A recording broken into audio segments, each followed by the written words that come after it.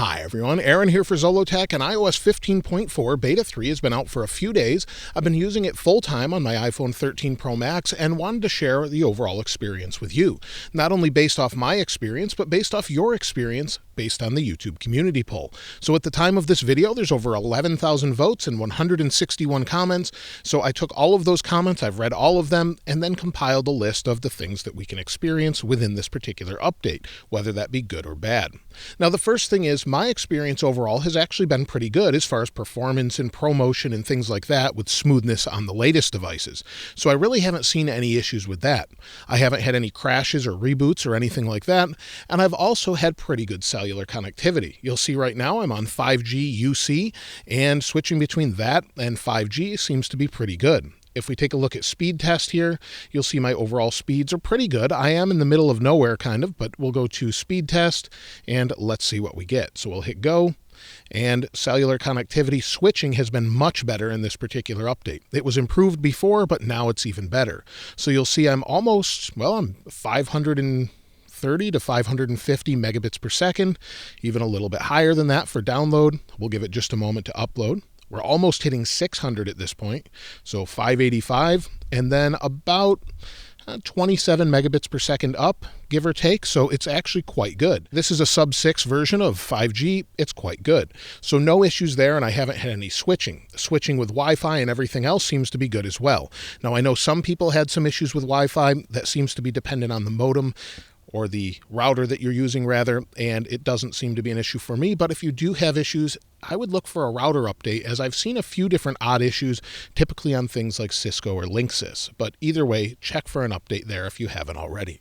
Also, Bluetooth seems to be pretty good. So Bluetooth connectivity, whether that be with AirPods or something else, seem to connect pretty well. So if I grab my AirPods here, I'll just pull them out of my backpack that's to the left of me, grab the AirPods, open them up, let's see what we get, see how quickly they connect. And they actually connected to my iPad first, but you'll see they pop right open and we're good to go. So AirPods seem to connect fine. I haven't had any drops there or anything else. Also, there's a few fixed things in this update that I wanted to mention, and the first one is some people sent me an odd blur that was in the upper left. So depending on what you're doing, whether that's in the control center or somewhere else, there was this odd blur, sort of a box in the upper left that would just stay there. It wouldn't go away all the time. Sometimes when you'd go into settings, it would be there, and then other times it would just appear randomly and then go away. That seems to be fixed in Beta 3. I've had no reports of that, and I've even seen people mention that it's resolved in this update. As far as the storage bug, I've had 99% of you tell me that the storage bug has been resolved. While it doesn't load as fast as it did with previous updates, it definitely seems to load fast and the information is accurate. So it's much, much better. And you'll see, there we go. It just continues to update. So it's much better. System updates not showing. That will take a moment. But in general, it's actually working this time around, where before with previous betas, sometimes it just wouldn't load altogether. Now, before I talk about the overall bugs in this update, I did want to mention battery life. Now, I've been using this full time, like I said, on my 13 Pro Max and my iPad Pro. My battery health on my iPhone is 100%, and that's from charging it every single night. And I fast charge it using a MagSafe charger or a wireless charger, depending on where I'm at, whether that be on my nightstand next to my bed or somewhere else. And you'll see yesterday I had 2 hours and 6 minutes of screen on time, 6 hours and 6 minutes of screen off time. Today, so far, I've had 2 hours and 4 minutes of screen on time and 4 hours and 30 minutes of screen off time. I'm having some apps use the background quite a bit, but I haven't seen Siri do this where it did before. I do believe music is still having that bug though, where it's using additional battery life. But also a few of you shared your battery life with me as well. So if we go into photos, you'll see this one's from Abhishek, and you'll see this is on an 11 Pro Max, and today he's had 3 hours and 47 minutes of screen on time, 48 minutes of screen off time, and used about 30% of his battery. If we take a look at a couple days before that, 7 hours and 40 minutes, and then 27 minutes of screen off time using 100% of his battery. So it's okay, it's not phenomenal, but it's decent. On an iPhone 13 sent in from Matthew, these screenshots are a little blurry for some reason, but a couple days ago, the day it came out or the day after it came out, he had 1 hour and 56 minutes of screen on time, 1 hour and 48 minutes of screen off time, and used 25% of his battery.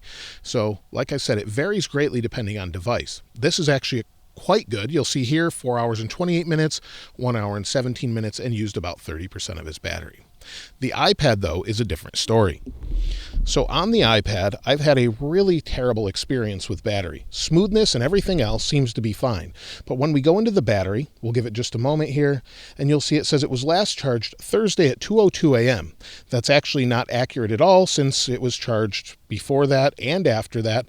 And you'll see here, today I've used it for 44 minutes. Yesterday I used it for 1 hour and 56 minutes. My screen on time is about 5 hours with this device. I feel like I'm plugging it in more and more. And some people say to wipe the device. I've tried that in the past, but this continues to be an issue, not only on this iPad, but other iPads I've seen as well. Now, as far as additional issues that are working well, one thing I didn't mention before is that automated shortcuts seem to be working better if you're using automations and things like that. So most people are saying that this has been resolved. However, there's odd issues still going on with maybe dragging different things around within shortcuts when you're setting it up. Changing a shortcut, it's causing problems. So maybe you go into this one here and you want to change something around. Sometimes it's just not easy to do. So sometimes there's some odd bugs, but for the most part, shortcut seems to be working much better. Apple did not mention whether or not the pink display or purple display bug has been resolved, and I haven't seen it myself. Nobody's commented on it. No one's messaged me about it. So at this point, it seems like it's probably fixed. Some people did say they hadn't seen it with Beta 2.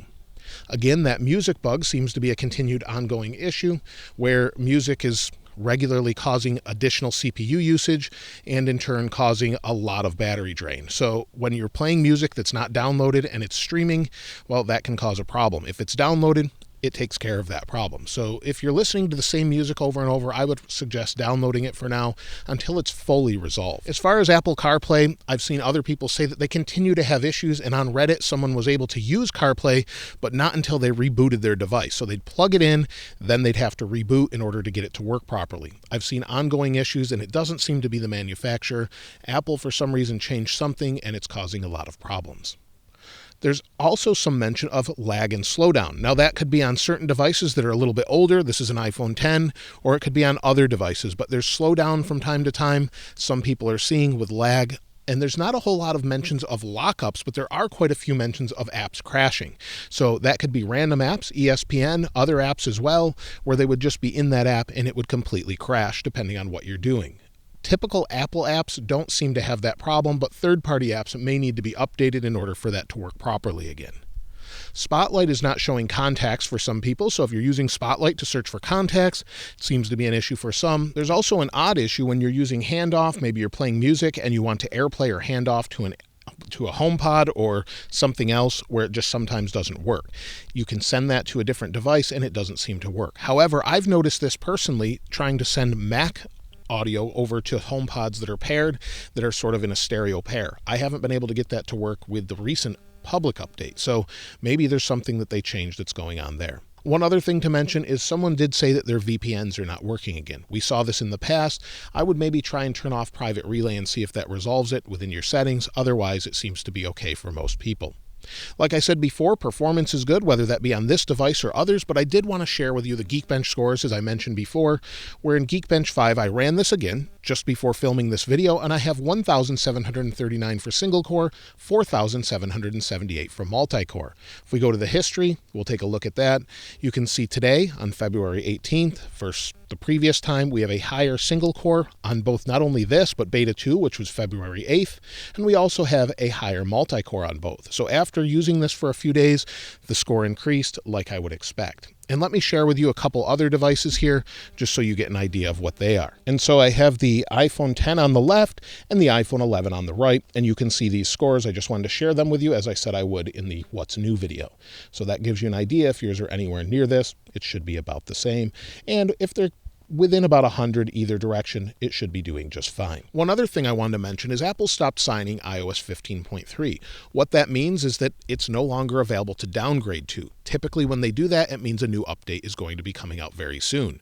Now at this point, since we're a few weeks away, I believe, from 15.4, maybe we'll see an iOS 15.3.2 as soon as next week. I don't know this for sure, but typically when Apple does that, we'll see it within a couple weeks. So they could just wait until 15.4 releases. And so as far as iOS 15.4, I would expect maybe beta 4 on next Tuesday or next Wednesday, with a release candidate the following week.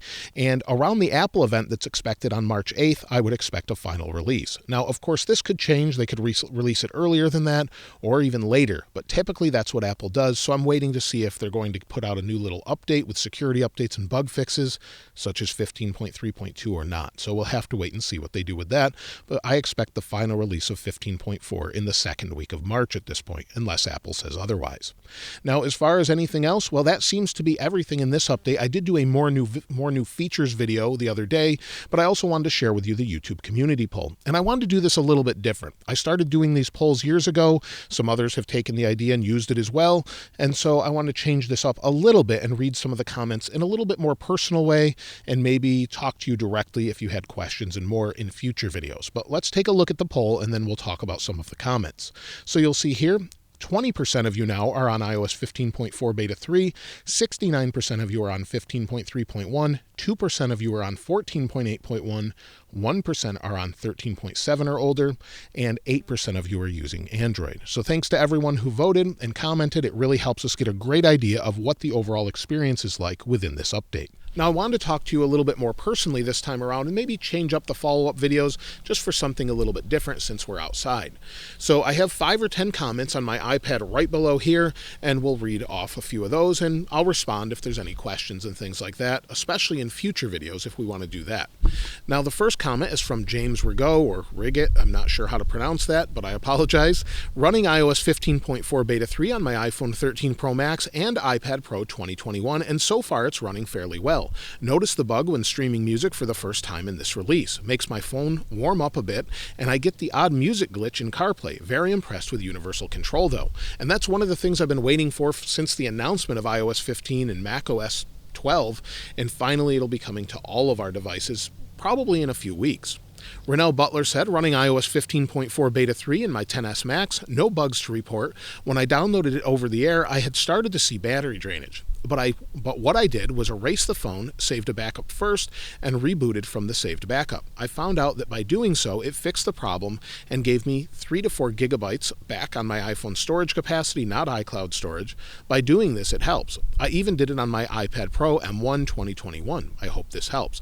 I haven't tried that, but I have fully wiped my devices before and tried installing over iTunes or Finder on a Mac, and that didn't seem to help so much for me, but if I don't see this improve in the future, of course, I'll try it again. Christina Virum said, iOS 15.4 Beta 3 is running good on my iPhone 11 Pro Max. There's a little bit of room for improvement in regards to battery life, but it still gets me through a whole day. The only bug I have in Google Photos that it keeps crashing on me, and I'm not too bothered about it, so I really don't have any complaints.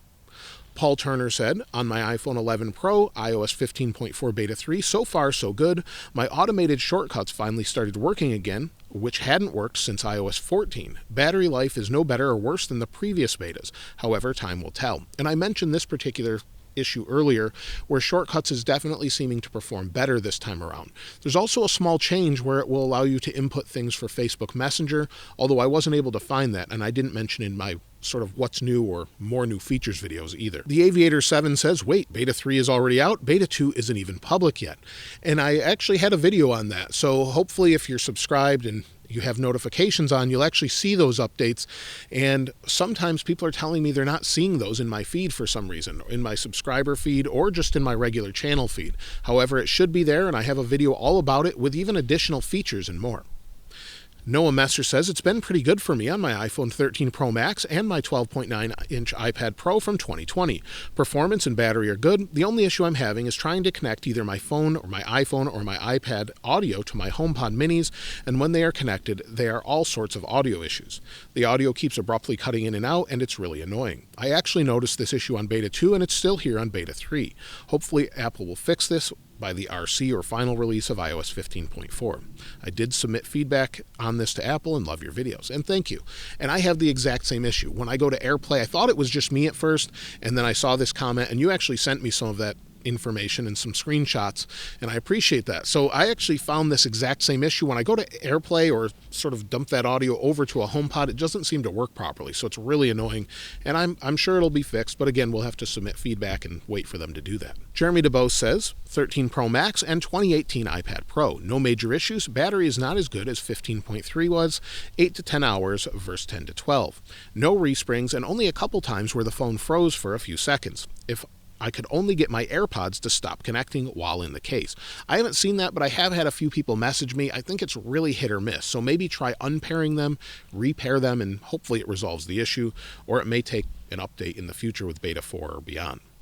Brandon Stiles says, I'm running 15.4 Beta 3 on an iPhone 13 Pro. I'm experiencing issues with Spotlight Search not displaying information from my contacts. Is anyone else having this issue? I mentioned this a little bit earlier in the video. I personally haven't seen this, but I don't really search my contacts a whole lot, but I do see them popping up when I search for different things. So maybe turn the option on and off in Spotlight and see if it helps. If not, definitely report that in feedback. George Banaheen says, iOS 15.4 Beta 3 hasn't been bad, but there are minor setbacks. For one, I feel as if the battery life on my iPhone 11 has gotten a bit weaker, even though my battery health has been 100% on about 5 months of use. And I've had an app crash not long ago, about 40 minutes ago, but that's only happened once. Otherwise, everything is fine. And like I said, many people are seeing apps crash. That could be a result of the update, or maybe they changed something so those apps need to be updated. We'll just have to wait and see.